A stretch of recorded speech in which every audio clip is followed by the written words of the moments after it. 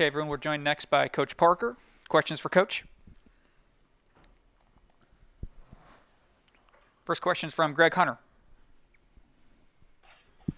So, Coach, I mean, obviously lineup changes this year are, a necessity. How hard is it when you find out, I don't know how far before you found out this past week, you got a couple starting wide receivers are out. How difficult does that make things?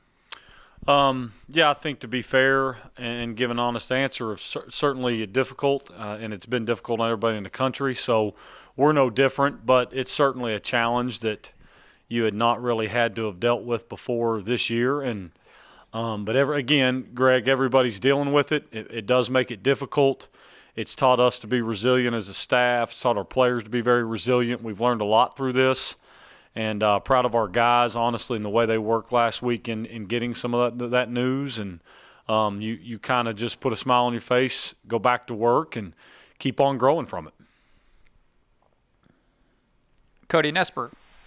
Hey, Gerad. I was just wondering if you could tell us a little bit about the quarterback sneak play where Mike motions behind Gerad and kind of gives him a push. If I'm not wrong, that wouldn't have been a legal play a few years ago. So I was wondering if you could tell us about the design, the effectiveness, and things like that. Yeah, that's what our Coach Brown puts in a lot of work on finding some ways to make sure we get that one done. So that's all him. But we kind of listen, find ways and pieces to make it work and get going. So that's just another one through some stuff where you see some other things maybe on TV and different games you're studying as we get a chance to do work and following other people and. So you put those together, but that's all Coach Brown on that one, and it's a good little neat design that kind of got us out of some short yardage situations. Skylar Callahan. Hey, Coach. Neil just talked about Garrett Green a little bit, how he's been up and down this season at times, and but has a promising future. What have you seen from him as far as his development goes? Well, something we do great here that Coach Brown loves to do is we play Monday Night Football and get our guys, our young guys, a chance to get reps in during the season, and we get to throw it a little bit extra too on Thursday evenings. So it's been good to see him grow. He's gotten better. He cares. He's got ability, and he's like any good young player that you hope you bring into our program.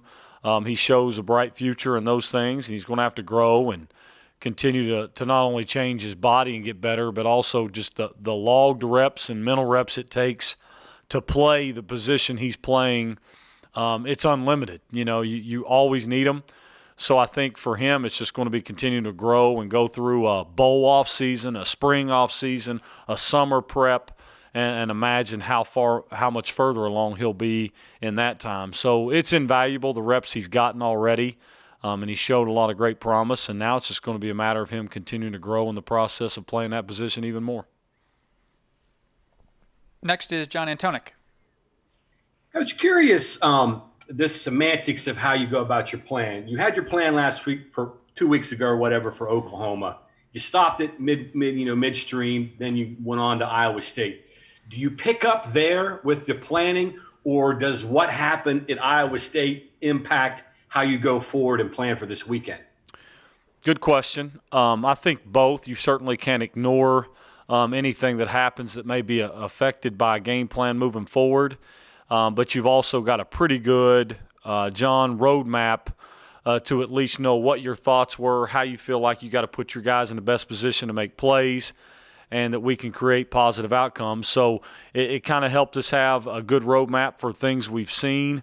We're able to put up those things as we game plan and then compare them to what our eyes see now and take into account, obviously last week and those things. So I think all the above, you take in all the information you've got, you take in some of your thoughts of where you were in that game prep week 2 weeks ago, and you move forward and finish it out for this week. Greg Hunter. Gerad, I know you talked about him a couple of weeks ago, but we're going to chance to talk to Isaiah Isdale here shortly. So your thoughts on him, what he's gone through this season and sort of persevering when he didn't play early and is playing now? Yeah, I think, it's a true testament to him and how he's grown. We've had several tough conversations early in the year and him being able to stay the course, and he's learned that being able to do that actually does end up working out for the better. He stayed prepared, went to work, became a good practice player, and has continued to. He's played for us and really got us going at times in the middle of the year here, and is continuing to grind through practice and get some opportunities. So I think it kind of bodes well to a society right now that maybe not wants to stick to things at times and battle through them when certain pieces of it are saying, hey, we kind of live in a retreating and fleeting world, and something to be said about staying the course and gritting your teeth, even when the results may not what you want them to be, and you stand up, you stand tall, you're still very proud of who you are. You're still very proud of playing at West Virginia. We're still very proud of the support we have from our fan base, administration, and all those things, and you grit your teeth, and I think that's what he's learning. I hope all of our young guys learn it, and we continue to get where we want to go, and these guys are better men and better players for it in the future. Next is Mike Kazaza. Gerad, how are you? Good. How are you? I'm doing great. Oklahoma's got pretty salty defense. They've been that way all year, especially lately. But when you watch them last week and what they're doing without a guy like Benito, I don't know, do you lean forward in your chair and pay extra attention to how they're compensating for a guy for a void like that, or did it look the same into someone else in that spot? Yeah, I would say they've got great depth, and it looks very similar. They fill holes very quickly, and they do such a great job with pass rush and creating havoc at the line of scrimmage. So you can't help but ignore that, and that is as they've gotten all their people back throughout the middle of the year, even when they've lost a couple last week. You can't ignore that there's plenty of spaces for them to fill, and they fill them very quickly with good depth. So we look at them probably through the same lens and have an very, very large amount of respect for who they are and how they play the game, especially on the defensive side of the football that we've looked at all week. And then, of course, like I said, I think they fill the holes very quickly with great depth, and still makes it a large issue for us to continue to find ways to find answers up front. Next question is from Ryan Pritt. Hey, Gerad, you guys have had, a lot of receivers make contributions, especially here lately. I know we mentioned Esdale a minute ago. Sean Ryan, too. He's got 14 catches over the last 3 games. So I think it's kind of easy to forget that you guys were going without 2 starters in the wideout core last week. Did that limit you at all, and how big of losses were those? And what do you think about the guys that tried to step up and fill those voids for you? Sure, it's twofold, we missed Bryce and Sam, and to say we didn't would be false. And I think a lot of those guys and missed them having with us. It's hard to send text and phone calls and FaceTimes back home and tell those guys you miss them and want them with us. And at the same time, you're charged to make sure and stand your ground and answer the bell and do the best with what we've got. And I thought those guys really took on the challenge and really wanted to be there for those guys and help honor them. And Sean Ryan, I couldn't be more proud, really, for a guy that really maybe didn't really trust, didn't really know who he was as a person yet.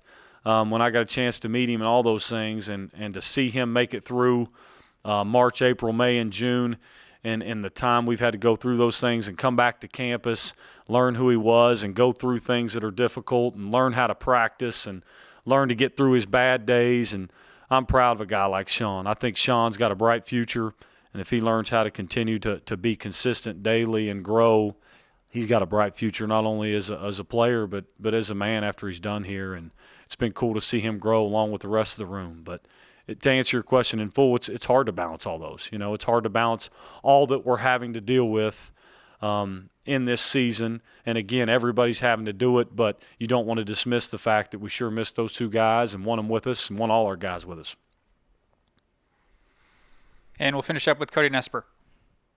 Hey, Coach, have you seen anything that can explain the discrepancy between your rushing success at home and on the road? No. If you do, or if anybody does, they we'll take it on. No, to be honest, certainly haven't. Although obviously there's a pretty large discrepancy, and certainly something we've got to solve now, future, and all those things to make sure we're good, because there's so many great things we've done as a staff in that backfield and up front to be able to manipulate the ball and put it where we want to put it and rush the football better. And for whatever reason, we've struggled to do so on the road and at times, especially in our losses. And we'll not only try to hit it this week and next, but as we approach the offseason, it'll be something we'll put a lot of attention to continue to grow.